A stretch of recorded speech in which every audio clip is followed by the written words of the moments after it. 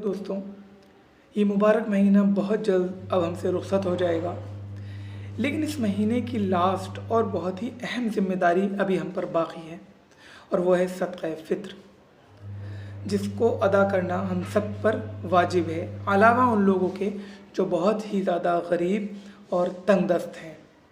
हुज़ूर सल्लल्लाहु अलैहि वसल्लम ने हमारे सामने ऑप्शन दिए हैं सदक़ा फ़ित्र किस तरह अदा करें, या तो 2 किलो गेहूँ या उसकी कीमत, या फिर 2 किलो खजूर और 2 किलो किशमिश, इस जैसी चीज़ें भी हमें हदीस पाक में मिलती हैं। लेकिन हम सब ने सिर्फ गेहूँ या उसकी कीमत को ही अपने तक महदूद कर लिया है। ऐसा क्यों? ऐसा इसलिए कि सबसे कम कीमत जो होती है वो गेहूँ की होती है। अगर 15 रुपीज़ पर केजी है तो 2 किलो गेहूँ कितने हो गए? 30 रुपीज़ के।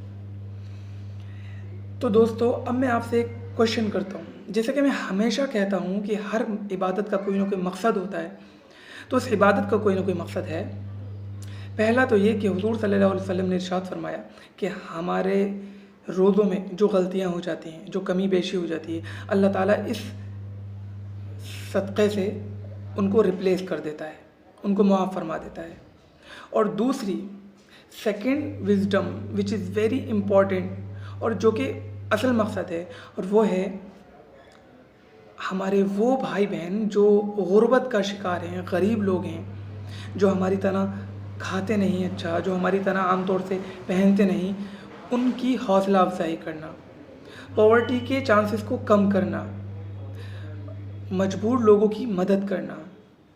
असल मकसद ये है कि ईद का दिन जो कि खुशी का दिन है, which is happy day for every Muslim, तो चाहे वो गरीब हो चाहे अमीर, कम से कम वो उस दिन तो अच्छा कपड़ा पहन लें या फिर अच्छा अपने घरों में खाना बना लें। ये चीज़ें एहसास कमतरी का शिकार ना हो, असल मकसद ये था।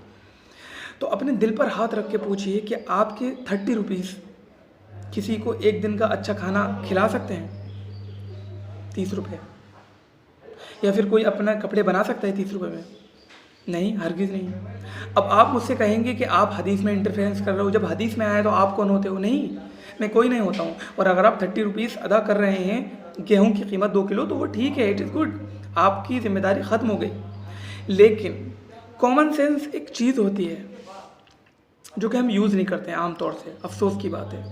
हुज़ूर सल्लल्लाहु अलैहि वसल्लम ने जो हमारे सामने ऑप्शन रखे हैं, या तो ये या तो ये या तो ये, खजूर या किशमिश या पनीर का भी जिक्र मिलता है, और या गेहूँ, तो क्यों रखे हैं? जितना अमाउंट में डिफरेंस यहाँ पर अब है खजूर में या किशमिश में और गेहूँ में, क्या उस वक्त इतना ही होगा? हरगिज़ नहीं। फॉर एग्ज़ाम्पल, अगर हमारे सामने कोई क्वेश्चन पेपर आता है तो उसमें लिखा होता है अटेम्प्ट एनी 5 क्वेश्चन, और साथ उसमें लिखा होता है सबके मार्क्स भी बराबर हैं, कोई भी कर लो। इसका मतलब सबका अमाउंट बराबर होगा उस वक्त हुज़ूर सल्लल्लाहु अलैहि वसल्लम के ज़माने में, अरब के महीने में। या तो खजूर की कीमत दे दो या फिर गेहूं की कीमत दे दो। लेकिन इसके अंदर इस हिकमत को हम नहीं सोचते। हम कहते हैं सबसे कम कीमत कौन सी है उसको ले लिया जाए, ताकि एक बोझ की तरह ख़त्म कर दिया जाए। लेकिन याद रखिए, इससे अहम मकसद बिल्कुल हल नहीं होता, बिल्कुल भी हल नहीं होता। अरब के ज़माने में वहाँ पर गेहूँ नहीं होते तो उसकी कीमत उतनी ही थी, बराबर थी। तभी तो हुज़ूर सल्लल्लाहु अलैहि वसल्लम ने फरमाया या तो ये या तो ये या तो ये, यानी ऑप्शन दे दिए, जो भी अवेलेबल हो आप उसको दे दो।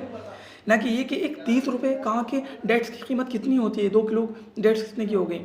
कम से कम क्वालिटी वाली भी आएगी तो 500 रुपये, 250 रुपये किलो। तो ये चीज़ें हमें सोचना चाहिए। हमारे 30 रुपये से कुछ नहीं होगा, ना ही गरीबी दूर होगी, ना ही किसी का दिल खुश होगा कि वो कपड़े बना ले या अच्छा घर में खाना बना ले।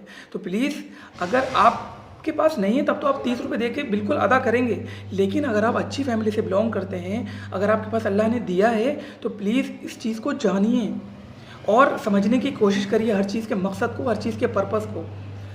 तभी इंशाअल्लाह अल्लाह हमारी तमाम इबादत को कबूल फरमाएगा। और ये खुशू